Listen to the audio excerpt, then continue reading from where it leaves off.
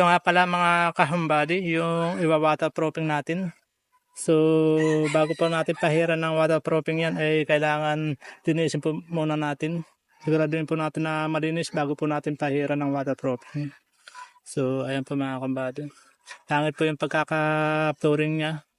O pagkaka-finish niya. Kasi marami po, malalalim po yung mga kanya, yung guhit.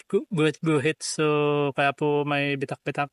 Kasi po nung nagbuhos po kami dito, sobrang init po. Kaya po nagkaroon po ng bitak-bitak. So, tara mga ka-buddy, samahan niyo po ako. Lilinisin po natin bago po natin pahiran ng waterproofing. Gamit po ang palita sa paglilinis po para po matanggal yung mga bukol-bukol.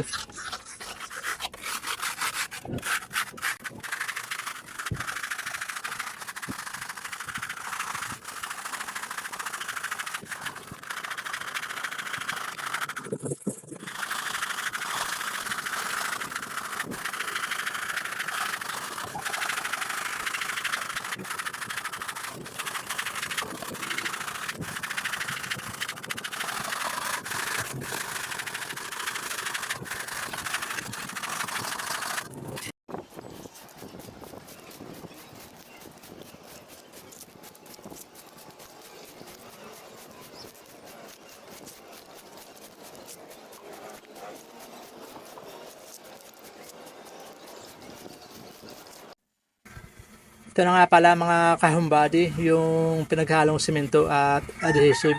So, ang ginawa ko po ay 3 takal na adhesive at 2 takal naman na simento. Para po kapag natuyo o nababad po sa sikat ng araw, ay hindi po siya magbibitak-bitak.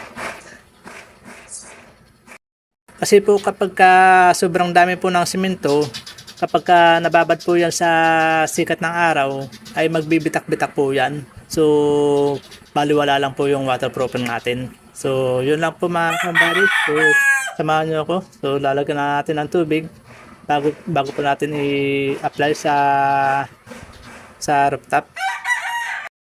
So, ito na nga pala mga kahumbady. Lalagyan na po natin ng tubig.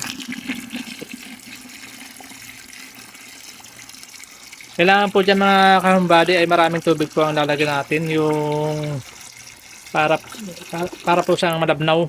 Para kapag ipinahid po natin siya sa rooftop, ay sigurado pong malalagyan yung mga bitak-bitak niya. So ito na nga pala mga kahumbady, halo na natin yung pinaghalong simento at adhesive bago po natin i-apply sa rooftop.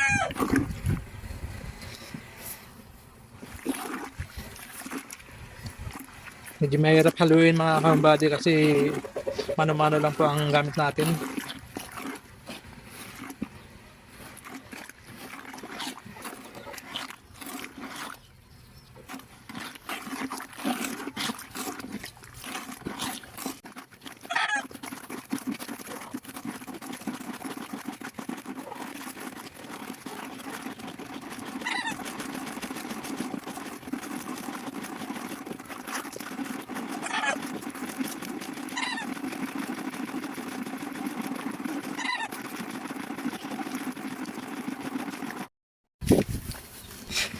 So ayan po mga kahumbady. So tapos na po natin haluin.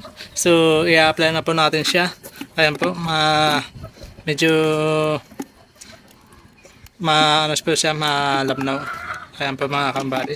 Kaya kapag ipinahid po natin siya sa rooftop, ay siguradong malalagyan po yung mga bitak-bitak niya. Ayan po mga kahumbady.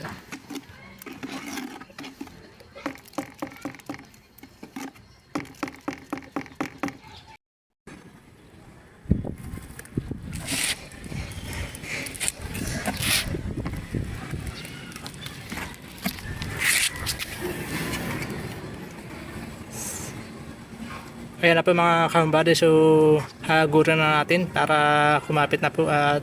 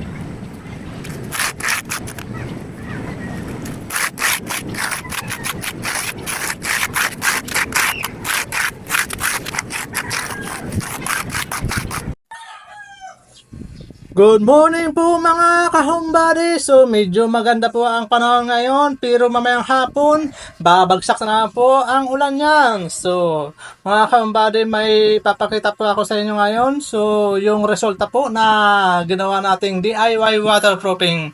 So ito na nga po pala yung ginawa kong DIY waterproofing mga kahumbari.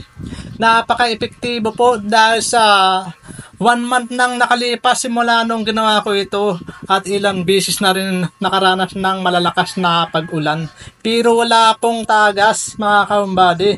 Kaya mas masasabi ko po na napaka-epektibo ng ating ginawang DIY waterproofing sa pamamagitan ng pinaghalong adhesive at simento po.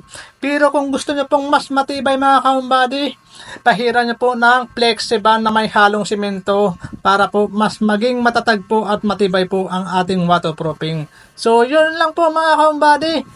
Maraming salamat po sa inyong panonood at huwag kalimutan mag-subscribe at like and share.